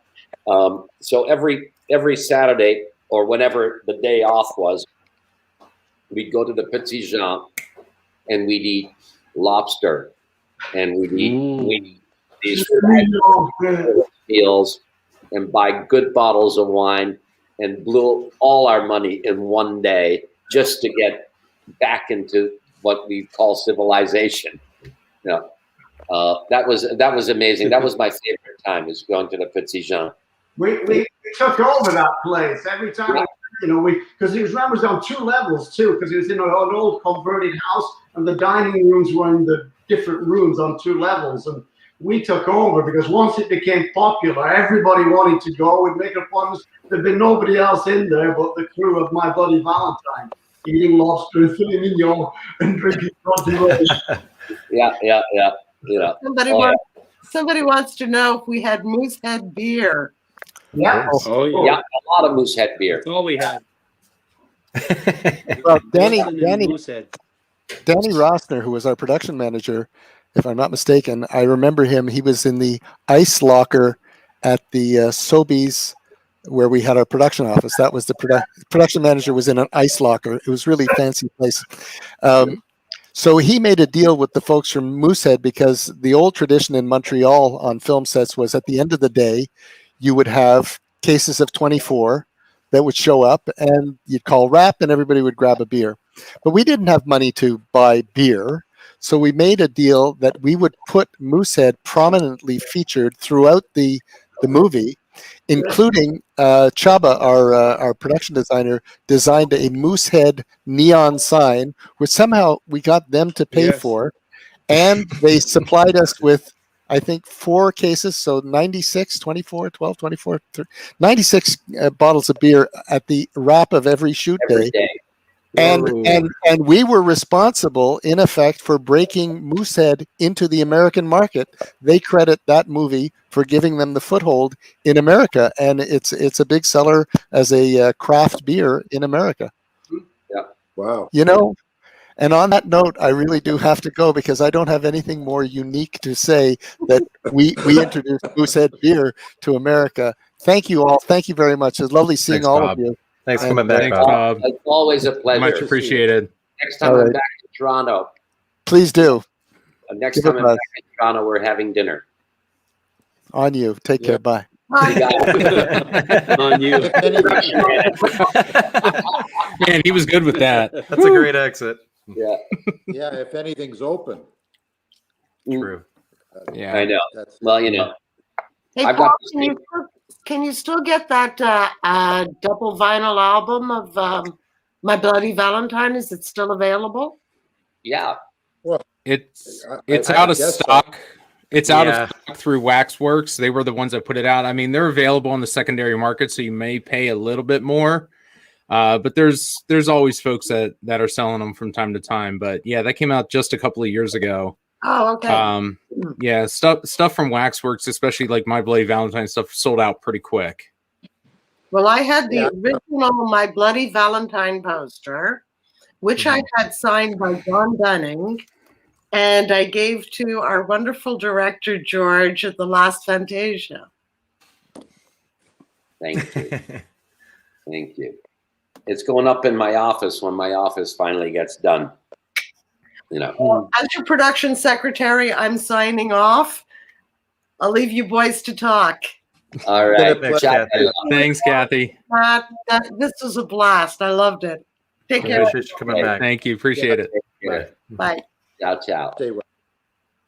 Yeah. No, I mean, yeah. I mean, guys, it's been 40 years. I mean, I don't think anyone, when you were making it, thought that it would be around 40 years later. And, you know, I think Harry Warden is becoming more and more up there in the echelon of those slasher movie serial killers.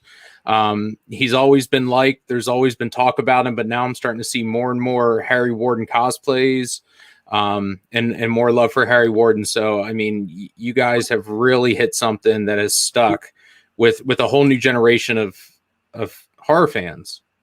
Yeah, there's 2 individuals that over the past year and a half have contacted me as to how long was the pick, you know, how many pounds did it weigh, how many did you use in the film, how did you have a foam inserted collar, you know, why is your collar so big, et cetera, et cetera, et cetera. And these 2 lads, you know, over the past year and a half, I've helped them out design their cosplays.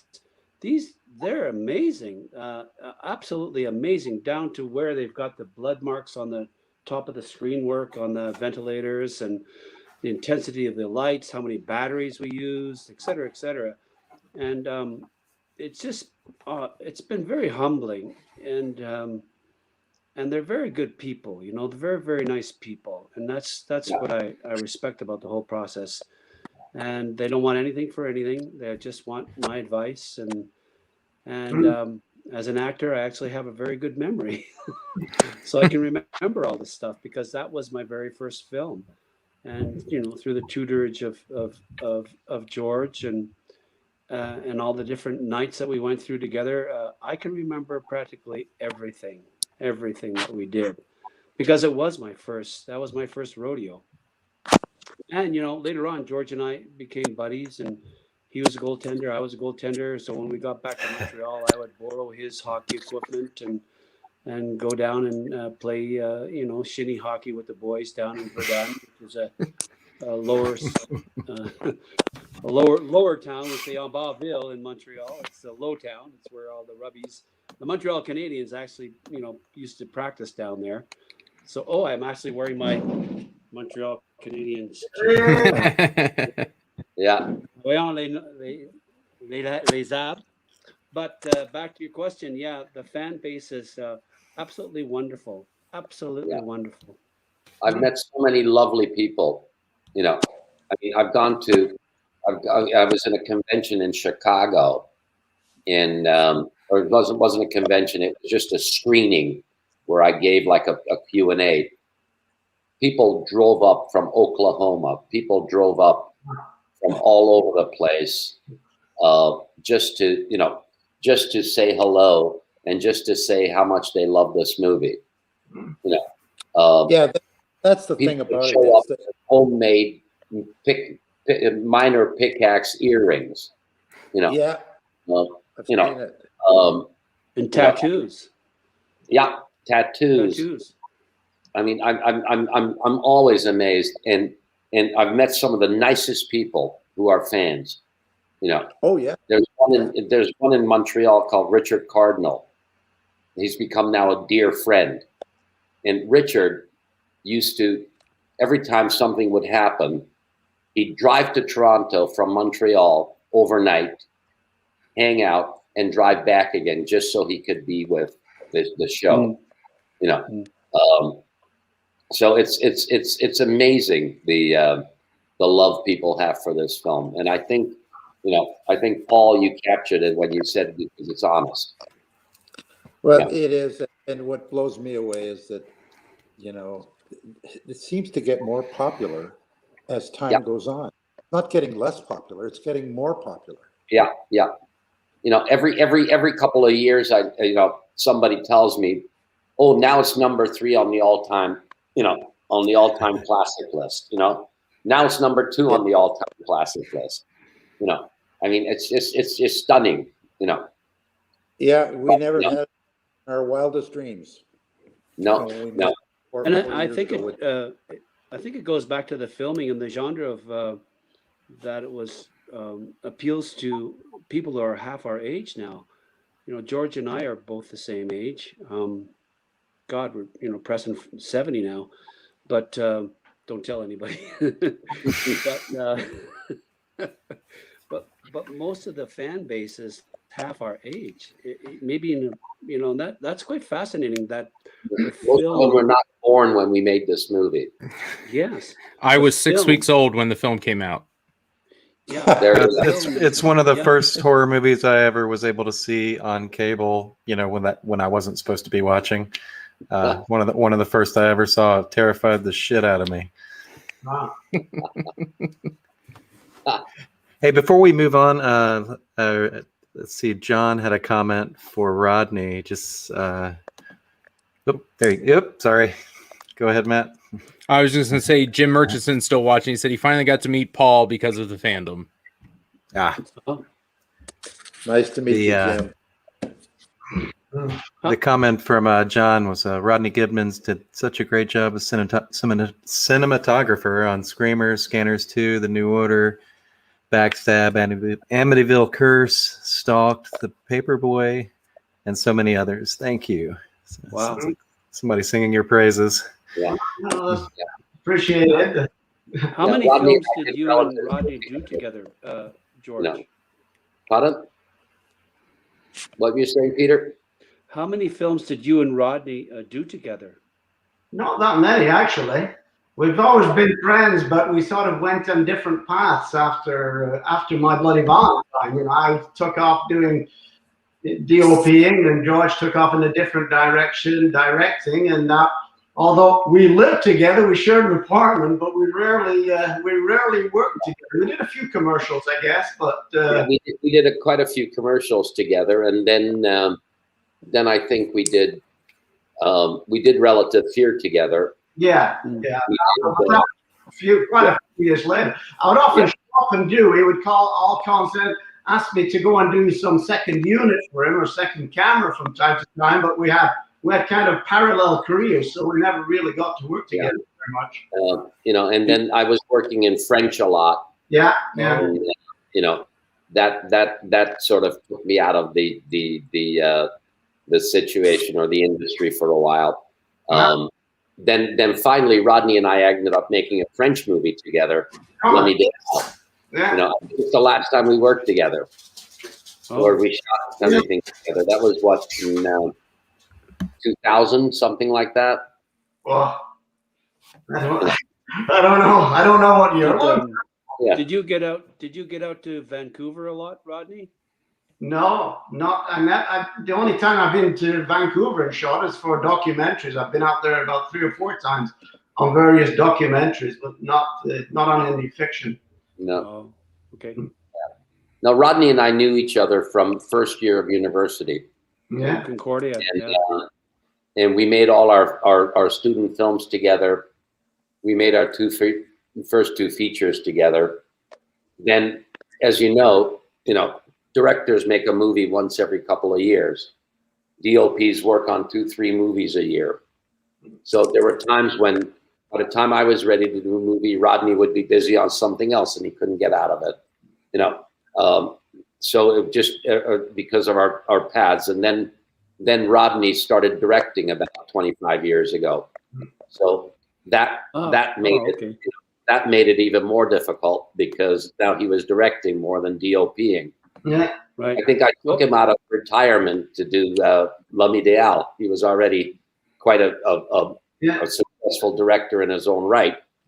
And I just talked him into doing, just for the old time's sake, said, fuck it, we got to do one more together. Between the two of you, what do you think was the hardest day on My Bloody Valentine shooting?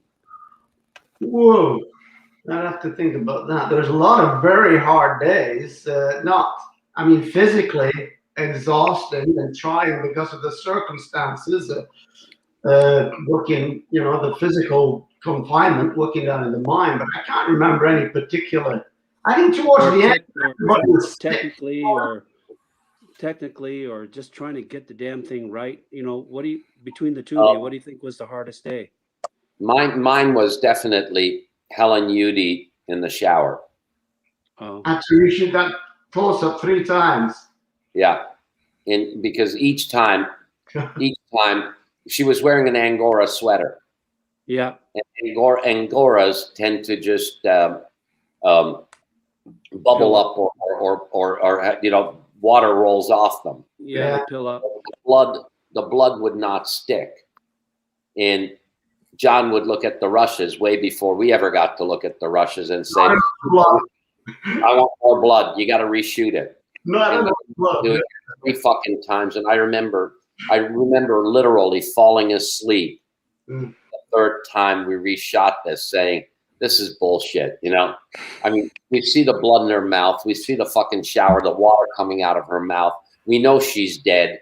We don't need any more blood. There's a beautiful, very aesthetic trickle of blood down her beautiful little pink Angora sweater.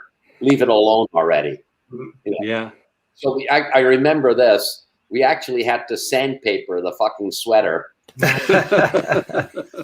that the blood would finally stick. Yeah. Who was it? Phillips, who was the props guy. What, pardon? David Phillips. Dave Phillips, yeah. He's the one who finally, totally, he was so exhausted all the time. You know, I mean, basically he was sleepwalking half the time. And he walks up to me and says, I think I got an idea. I think I got an idea. What if we just sandpaper a little bit? So do it, sandpaper it. And the blood finally stopped. And then, of course, everything got censored and that shit got taken out. So, you know, because there was blood, all for naught. you know, Oh boy. yeah. Okay. I think Okay, Paul, you need to jump off. Yeah. Yeah, just want to say thank you. It was a pleasure seeing all of you and hearing all these wonderful stories and tripping down memory lane here. Thanks for joining us, Paul. It's amazing. Thanks, Paul. Thanks for having Thank you. us. We'll get together when we get out of this nightmare here. Yeah. Winks when I'm back in Toronto. All right, it's a date. See you Take guys. care. Take care. Hey, I did have one last question, but from the audience before we get out of here. John Anthony says, George, would you ever consider doing something to bring closure between TJ, Sarah, and Axel? All these years later, while everyone is still alive, a short film, sequel of sorts, anything at all? Actually, for the last couple of years, I was working on a concept to do exactly that.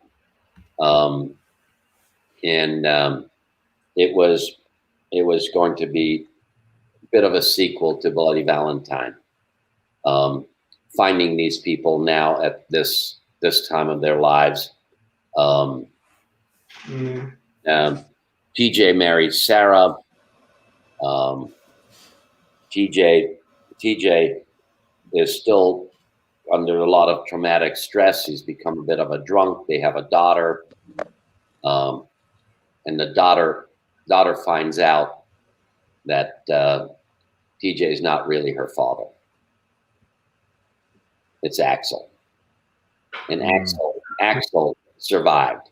Axel cut off his arm, and it starts with a funeral, and it's not a funeral. It's sort of like every February 14th, the survivors like Jim Murchison and a few of the others get together and drop roses on all the graves of the people who died. And the opening shot is seeing everybody, died February 14th, 1981. February 14th, 1981.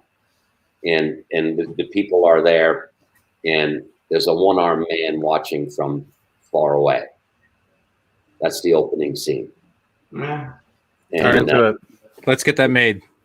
Kickstarter. I'm sold. But now I'm on this gig until 2 years, for at least another 2 years. So fans will have to wait at least another 3 years before this gets done. But I'm working on it. Somebody contact Tarantino. Yeah. Get him to get his hype machine behind it. Yeah. It's called Valentine Wakes. Love it. Okay. Yeah. All right. So, maybe it'll happen. Maybe it'll still in my head. I see the movie in my head already. So, and then obviously there's going to be some twists and turns, and Harry Warden will be back in town. And one thing I will let you know is that the Axel is not the Harry Warden. He's actually trying to stop it. Oh. Okay. Yeah, I'm sold. I mean, and I honestly, I don't think I can create a better way for us to wrap up 40 years of My Bloody Valentine except with a tease like that, George. I mean, that is just absolutely something to leave everyone salivating for. I hope these 2 years go by for you very quickly. Thank you. You get it fleshed out. You come back to this side of the ocean, and we can get doing that. That would be a great crowd Let all the fund. fans talk about it. Let all the fans want to do it, and then it'll make it easier to get it financed. Yep. We're not going to let you forget about it either. Nope. No, please don't. Nope. Well, hey, did you write any of that today? We're just gonna send you an email. Hey, did you get another page in? Let's go. Keep it going. You had 20. You told me you had a 20-minute break. Let's start writing. So, gentlemen, thank you all so very much for coming on here for the George A. Romero Foundation. We absolutely love My Bloody Valentine. The fans absolutely loved the show last week. They're loving it this week. You guys created something special. It's been 40 years. You guys are all wonderful people. Thank you all so very much. Liam, George, and Rodney, thank you for creating a fantastic film and giving us Harry Warden. Anything else you'd like to say to the fans that are watching? Happy belated Valentine's. Yeah. Thanks for having us, and I'll see you Peace and on love. the 50th. Yep. Be kind It's a to day. each other. Yep. Be kind And to Yeah, each I think other. we should just do this now. Now that we're counting Bye, down, you know, George. be 41, 42, 43. You know, yeah, we'll keep it going. We'll keep Harry Warden alive. Okay. really. And yep. Thank you guys for tuning in. Please don't forget to visit the GeorgeARomeroFoundation.org for all of the news surrounding George Romero, the archives, and upcoming shows. We really do appreciate it. We also do have a Patreon. Please donate. It helps keep the lights on, helps keep us bringing shows like this. We really do appreciate the support for independent films and George Romero. Until next time, I'm Eric. And I'm Matt. We'll see you next time on Cheerio. the GARF Network. Hope to see Bye, you soon, everyone. George. Cheers, See you guys. everybody. Bye.